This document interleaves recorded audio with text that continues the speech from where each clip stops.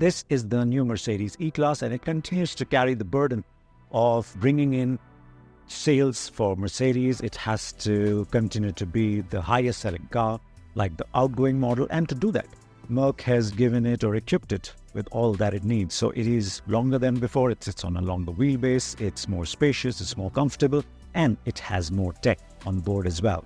Now, in terms of pricing, in terms of variants, we will tell you all of that, so stick around till the end of the video.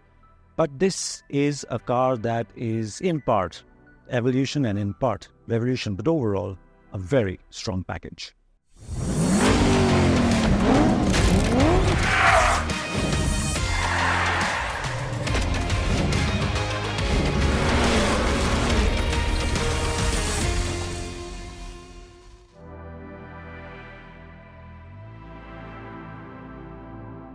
But like with any new car, it all begins with the design, because that's one of the strongest reasons to buy a car.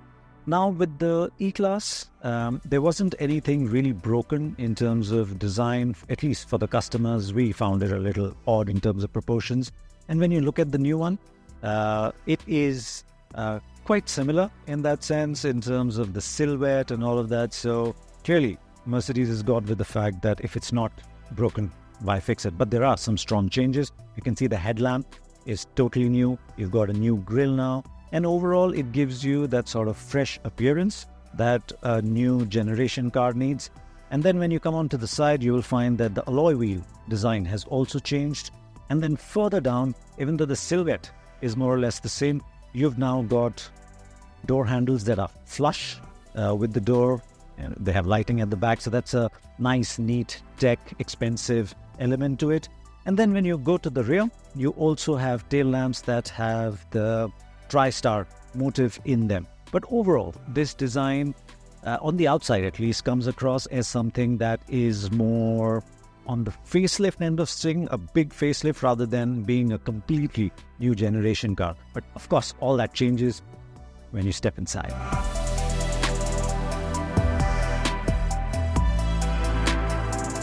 Now, when you step inside, that's when you start seeing where the real evolution or the change has happened, and you know that you are in a new generation E-Class. And it, of course, starts with this super screen. It's not the hyper screen. So you've got the screens for the multimedia system and for the passenger behind one integrated glass. This, of course, is the driver information system, which is a separate screen, but you can see that the contrast in the screen and the digital effect all around is so rich, so upmarket. And it's not just the screen, but everything that you touch and feel inside the cabin feels really upmarket and rich. So you know you're going to spend over 1 crore rupees for this car, and it seems like money well spent. And thankfully, unlike on the outside, which is a little more evolution, a little sedate, inside you get that feel that you are in a properly modern car.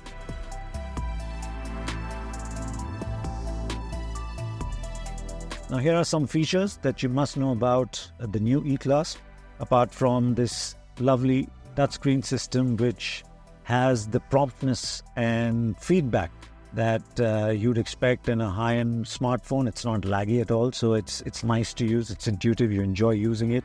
And it's got various functionalities. Plus, you've got these hidden AC vents, which you can operate again via the screen.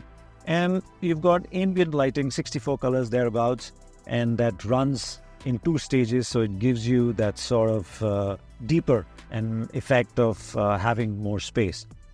In terms of storage, you've got cup holders here, you've got bottle holders here, similarly at the back. You've got wireless charging there, you've got enough and more C-type charging ports here, and then inside in this storage area as well.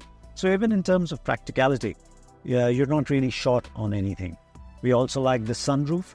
It opens both ways, as in it splits from the center, but the whole sunroof screen doesn't go back, so it just lifts a little. It doesn't go back all the way, but in terms of giving that space of airiness, that feel of airiness, it continues to be on this one too.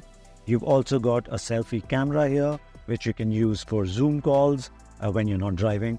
And so they've thought about that if you're going to spend a lot of time in this car, you can actually use this as a tool. You can download the Microsoft 360 Office suite and you can use that. So in terms of comfort, in terms of functionality, in terms of it being a tool, I think Mercedes has done well here, and compared to the competition, really, the game has moved on. Now, there is another thing that Mercedes has done with this, the new class. They've made it a car that will learn with you. So it will suggest routines. So for instance, you drive this car to work every day, and there is, let's say, you go through a drive-through to pick up coffee at a particular time.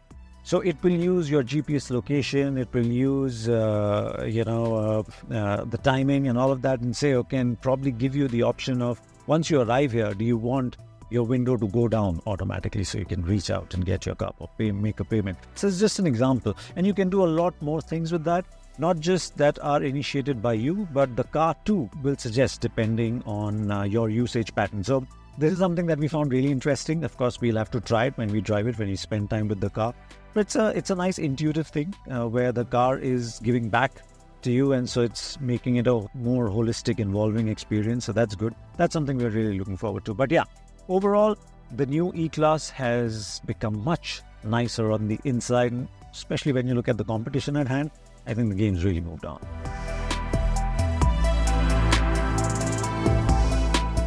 But this is the long wheelbase E-Class, which means you have to have some pampering elements at the back, something that we found slightly missing in the competition, but all of it seems to be here. It begins with the fact that this has a 4-zone climate control, so 2 passengers at the back can set their own temperature, can set their own fan speed, so that's great. But not just that, you've got this seat which reclines, and not just recline, you can also adjust the seat squab, so you can bring it up and take it down, so you have even more thigh support here. So you've got blinds and can give you a more cocoon closed experience there.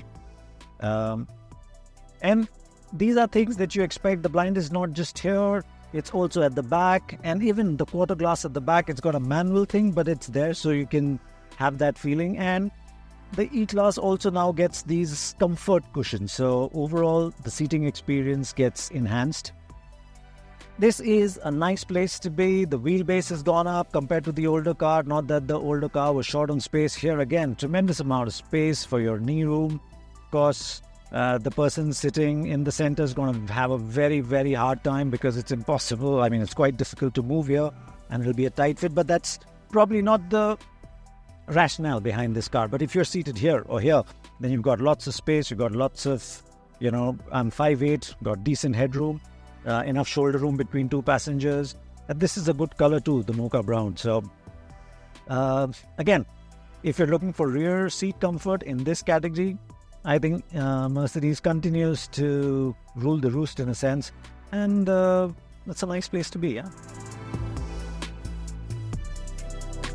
Just to recap the new E-Class's long feature list then. At the back, it comes with rear comfort headrests, seat base that electrically extends by 40 mm, wireless charging in the central armrest, rear electric blinds, and the chauffeur package that allows you to move the front passenger seat from the rear seat itself. At the front, there's 64-color ambient lighting, motorized aircon vents that can be controlled digitally via the screen, an air purification package, wireless phone charging as part of the central console, and the super screen. The Super Screen also sports the 3rd generation NBUX package that includes apps for streaming video and music, social media, games, and courtesy the front selfie camera, Zoom calls as well.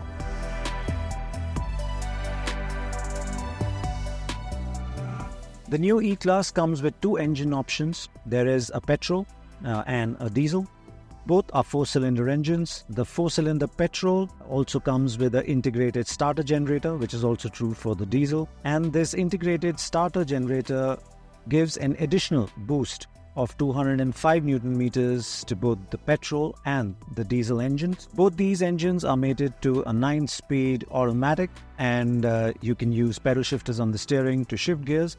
Plus, there are driving modes. You can choose between Eco, Comfort, Sport, and Individual.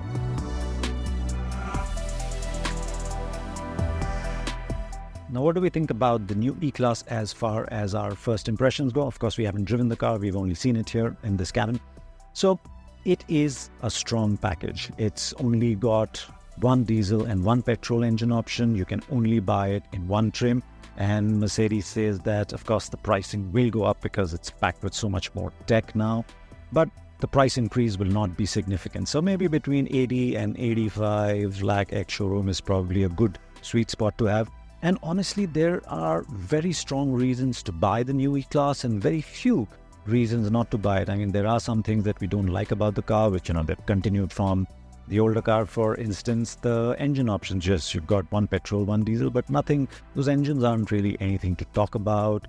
They're not emotive in that sense that will get your attention. Very functional in that sense. And of course, you've got the adjustable seat things which lack that tactile function, but otherwise. And of course, the design is, I wouldn't say sterile, but it is not something that will draw your attention or get your juices flowing. So these are probably the small negatives about this car, but overall, as a package, it is very strong, and there's no reason why this should not continue to sell as well or more than the outgoing cars. So, of course, unless we find something majorly wrong, which I'm sure we won't when we drive the car very soon. So stick around for that.